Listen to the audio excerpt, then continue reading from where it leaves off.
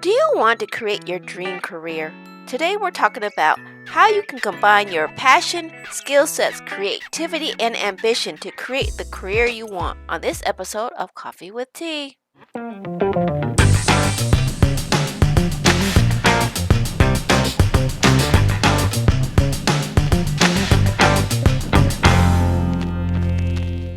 Hello, friends, and welcome to another episode of Coffee with Tea. I'm your host, Tonia, and I'm excited because I have Miss Fitz Koehler here. And correct me if I'm wrong, I do apologize. But she's going to be actually sharing us how to create your career and let you know that you have choices. So without further ado, I'd like to bring on Miss Fitz. Welcome to the show. Thanks, Tanya. I'm very happy to be here. And I love talking not only about creating a career, but creating the dream career.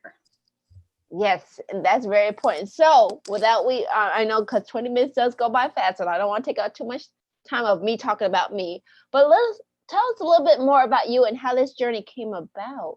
Yeah, so I started teaching fitness in my teens at a local gym, went to college, University of Florida, and got a job teaching fitness there. And then I started expanding it. And I taught fitness on a cruise ship in Europe. And I hosted a TV show. I taught fitness on television. And, it's interestingly enough, while I was doing that, I was still getting a degree in political science. And I was planning to go to law school because I wanted to be governor. And I still would like to be governor of my great state of Florida. But at my final semester of undergrad, I took some sort of career planning class, something of the sort. And the first thing the professor had us do was make a top 10 list of things we absolutely love doing just for leisure, things we're passionate about, top 10 things we hated to do. So interestingly enough, on my hate list, number one thing was sit down. And number two was read. And what do attorneys do all day? They sit and read. And so I had one of those aha moments of, I'm going in the wrong direction. But on the flip side, on my love list, top number one was sports and fitness. Number two was I love music. And number three, as cheesy as it sounds, was helping people. And so I had that aha moment of, oh my gosh, I'm already doing what I love to do. I just need to make a career out of this. I need to figure this out. So I started thinking, what can I do with fitness? And I knew I didn't want to work at a gym. I didn't want to be that girl for the rest of my life. I didn't want to sell memberships or manage people. And, quickly realized that there was never going to be an application that I could have filled out to bring me towards the career that was satisfying to me. There just wasn't something that existed. And I had to create a career based on the things that I was passionate about and the things that I was really good at. And so my skill set is, believe it or not, even after those stumbles, my skill set is public speaking. I'm a compelling person. I like to motivate. I'm the greatest cheerleader in the world. And I'm also someone who's very good at poking people in the chest and getting them to do the right thing. And so I created my own business, my own brand. It's Fitzness. And I do what I love. I work in sports and fitness, and quite often there's music playing in the background. And most importantly, I get to help people. And, this is what has worked for me. But those tenets of choosing things you love and you're good at are relevant to everybody. And so when I go lecture to collegiate seniors, that's often what I do each semester is University of Florida or other places. But I ask them, what do you love to do? I make these students make a top 3 list for time's sake. But, if you love cats and you love surfing, okay, well, you're going to create the very first surf camp for people and their cats. There's some sort of opportunity that provides you a means to make money, not just a little money, but make an actual amount of money that provides you with a home and a vehicle and allows you to take your kids to Disney World once a year type thing. So, you got to be creative and you got to be ambitious, but that's for starters, where I ended up with a dream career and how you too can end up with a dream career. Right. Well, I do know, listeners know that you are an author and you wrote a book. Yeah. And you really got down deep into some of the stuff that they don't share. So could you share with our listeners more about your book and how that became, I guess, a chosen path for you as well? Sure. So, via teaching fitness via mass media, it's always been TV, books, radio, magazines. And I only write when I have something to say. And in 2019, I was diagnosed with breast cancer.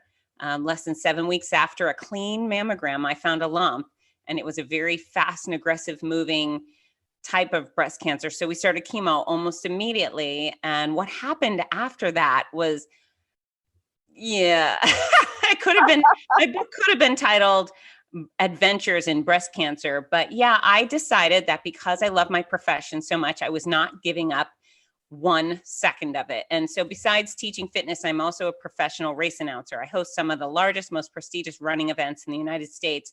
And I'm constantly on a plane every weekend, bouncing around the country. And no matter what was going to happen with me with cancer, I decided I wasn't going to miss. So when chemo came into my body and then everything started leaving my body or going wrong with my body, I stayed the course. And, it was interesting. My doctors, they never once said, don't get on a plane. They never once said, wear a mask. They said, we want you to live. While you're fighting to live, we want you to truly live and enjoy each day as much as possible. So I got on those planes and I got to those events. Now, my events aren't small races. I host, for example, the Los Angeles Marathon. And on marathon day, they give me 25,000 athletes I'm the girl at the start line on a stage, welcoming. I do engage, inform, entertain, and I manage. I'm really the voice of the event at the start. And then at the finish line, I'm the one there who's the most prominent cheerleader, the biggest voice, welcoming everybody through, mostly by name.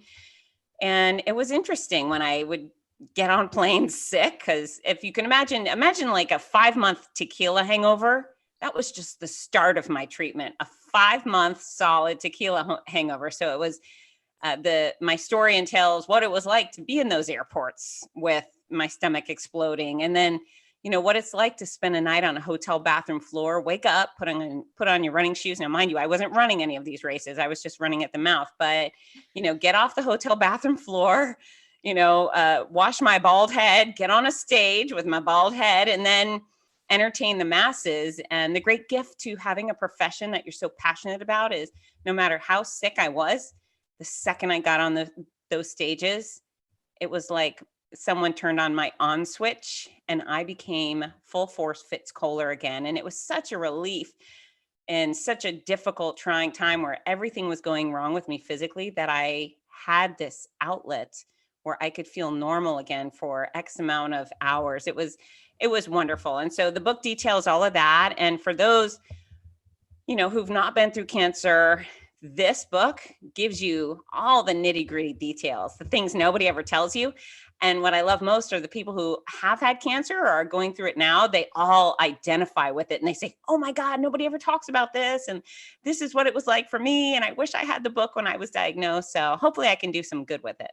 Right. Well, I know you're doing good because, like you said, you actually, like, so when you had the cancer, you never let it stop you from doing what you want to do. Yep, and I think that really comes down to how it all comes together when you're choosing your career, because you are the one who decides what you want to do and how you want to tackle it. Am I correct? Yeah, I make all of the choices. And that's another thing for me, is that I knew I had to be CEO of my business, right? I don't answer to almost anybody. And actually the only people I answer to are those I answer to by choice. And that's important.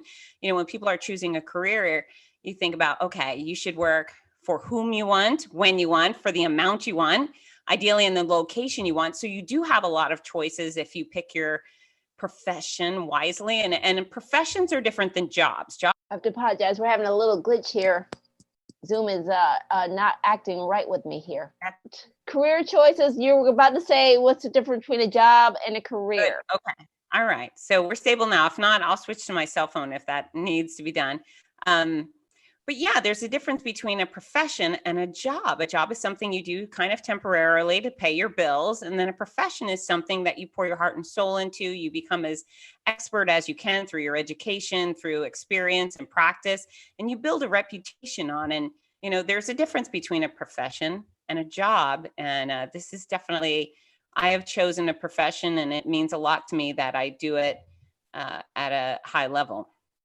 Right, right. And I know like part of the speaking career and your book, it all entitled into your branding as you went forward. So you were able to find opportunities to enhance your career. Absolutely. And you know what's interesting is way back in the day when I was 20, my mom, I remember Everlast, the boxing gear company, when I used to be a competitive kickboxer. So they reached out, they would send me clothes for all my fights and clothes for other things when I was teaching on TV. But they had asked if I would do a presentation, a kickboxing presentation at the grand opening of a sports authority. And I said, sure. And they said in exchange, they were going to send me and a few of my sparring partners that would perform, send us all boxes of clothing. And my mom was really irritated. She's like, they're not giving you money. They should be giving you money. And now at this point, if I do something, people definitely have to give me money. But I was just new and starting out, and I understood the value of me being on a stage at a massive sports authority with the brand of Everlast. You know, I understood how potent it would be to have those brands on my resume and video footage of me working with them. And so, you know, if you're just starting out in a profession, ideally you will take every and any opportunity that comes your way. Sometimes it will be funded. Great. It should be. Sometimes it will be voluntary because it benefits you specifically. And I have built a business off of building my business, starting small, continuously growing. And I gave tons of presentations for free to very small organizations. And that's why now I have worked as a paid spokesperson or speaker for corporations like Oakley, Office Depot, Disney, Tropicana, New York Life, Moffitt Cancer Center, you name it. They have chosen me to be a voice, not only because they know I'm damn good at it, I'm highly reputable, I never lie, sell snake oil, any of those things that other fitness people do, but they also know when I step on those stages, I am going to knock it out of the park. I only do that because I practiced. I practiced. So I love it, and I want to always take a moment here to remind, if you're picking up what Fitz is dropping and you're loving the nuggets that she's sharing, please give us a thumbs up. Let us know. Share us some comments down there below. Maybe we can follow up and give some more insight that she has for you.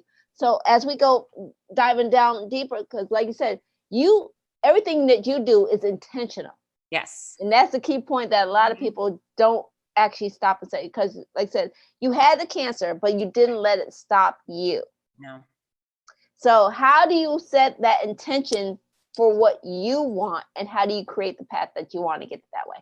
So I think it definitely starts with having a passion. You know, for example, if I was hired to paint things, might never get done because I do not enjoy that. It's just not what I want to do. So I started with the thing that I love most. And then, you know, I have a long-term goal. I don't know if you remember the old fitness instructor. I mean, at a basic term, Jack LaLanne, but he's considered the godfather of fitness. And I look at what he's accomplished, and that's really where I want to go. You know, I feel, even though I've talked to millions and millions of people all around the globe, and I have so much on my resume, I don't yet have household name status. And that bothers me. You know, when everybody knows who Fit is and what fitness is, that means that I've reached them in some capacity. And it drop at ear everybody. And so I have that term goal, and that drives me forward. And so it's one thing to know what you love to do. You have to set the bar for what you accomplish professionally. So again, for me, it's household name status, and not for me, but knowing that if I accomplish that, I can help as many people as possible. For you, it might be, I want to be able to afford to buy a BMW XYZ, or pay off the house, whatever it is. You have to have a goal, little goals on the way to get there. Right. I think that's so point. Like I said, do you ever work the process? Because I've worked on different things. Do you ever work it from where you want to go and then work it back? Or how do you determine if you're in the right direction? It's interesting. Many years ago, I used to take every opportunity, right? And now I'm far more calculated. Now I say no. I say no to a lot of things. People ask, Fitz, can you come do XYZ? For example, people ask me to advertise what I do locally here in Gainesville, Florida. And I love being a resident here in Gainesville, Florida, but there really are no professional opportunities for me here. It's very limited. So I say, no, thank you. I don't go in the direction of trying to build my business locally, because there's not the budget for it, to be quite honest. And then there's also not the opportunity. There aren't national news outlets here where I could get on and do the work of helping millions. So I say no, thank you, right? Because I don't need to practice anymore. I mean, I do practice because I work frequently, but I don't have to concern myself with freebies unless I'm passionate about a cause. And I'm constantly steering. Does this put me in front of a mass audience? Does this connect me with a important, powerful business that I may be able to do more business with? So yeah, I'm deliberate and strategic. And as the other thing I have to be is, besides being a really good fitness professional, which I believe I am, I've learned to be a really solid businesswoman, and knowing when to say no, the negotiation skills. I mean, people pick on our president, but he wrote a book called The Art of the Deal, and I listened to it driving home from college one day. He wasn't in politics, he was just this genius business guy with the Midas touch, and I thought, all right, I'm going to learn from him. And he helped me become a better negotiator. I read a book called Pushing the Envelope from Harvey Mackay. And so it's important to learn from people who do certain things better than you are, because as much, as a fitness professional, my job is to take care of people and do it with a smile on my face. Sometimes I poke people in the chest with a frown, but receiving or asking for money was very uncomfortable for me for a long time. So it's interesting. I have formed my business. So other than people buying the book, which is a new thing, I don't take money from the individuals. The only people that pay my bills are corporations. So I negotiate a deal with a CEO or a meeting planner or a race director. They say, hey, Fitz, we're going to pay you X amount. Great. And then I can show up and I can give great information and I can take care of the individual with no money exchanged. And that feels really good for me. So again, it's customized, create a career. I've done it pretty well so far. I'm not perfect at it, and I'm still looking to others for guidance. Well, you're on the right track, and I really want to thank you for being here. So I got two questions for you. One is, what's the one thing you want to leave the audience with? You should focus on your health. It actually matters. Right now with this COVID issue, I'm going to call it, people are more focused on hiding than health. And so hiding does not make you a healthy person. And you can wear a mask if you want to, but the one thing I'm disturbed by is I don't hear our national medical leaders saying, start building your immune system, devour lots of produce, get out and exercise. Instead of shutting gyms down, what our leaders should have said is every gym needs to be open 24 hours a day, and every citizen should be required to get their butt out and get moving, because that makes you strong and resilient. And so that's fitness to me. I think that's relevant to everybody. And you can find out more at Fitzness.com. That's Fitzness.com. But as far as careers go, you got to choose your passion, or work becomes a burden. And for me, work is a pleasure. It's something I'm desperate to get back to as soon as the world opens back up again. Right. And number two question, and you already touched a little bit, is where can people find more information about you, your services, and your book? Absolutely. So Fitzness.com, that's Fitzness. And if you need a corporate speaker or an MC, host, any of those things, I work on a microphone. So I'd be happy to come make happy noise for you. And as well, I'm at Fitzness on social media, Instagram, Facebook, YouTube. Visit me. I have tons of free resources for anyone trying to live better and live longer. And I think I'm kind of a fun gal, Tonia. I make it a good time. Yes. Yeah, and I truly like to communicate with people. So if you're listening to Tonia's show and you think, hey, I'd like to reach out to Fitz, please do. Yes, please do. And I really want to thank you for being here. I know I love your insight, your enthusiasm. So I hope people are grabbing hold of it, because I got a hold of it. And I also want to remind everybody that yes, feedback is always welcome. All of the links and the sites that Fitz mentioned will be in the nuggets down there in the description box. So please make sure you hit the description box, open it up and see what we got down there. Remember, if you're enjoying the show, give us a like, give us a thumbs up, leave a comment down below. And also, if you're enjoying all of the insight that Fitz share, and you want more of the insight that folks are coming on and share, please consider hitting that subscribe button, please. And remember, take things in stride, go with the flow, and create your own path. And we'll see you back here on another episode of Coffee with Tea. So bye-bye for now. Share with us. What was one of your takeaways from today's show? Post your answers in the comments.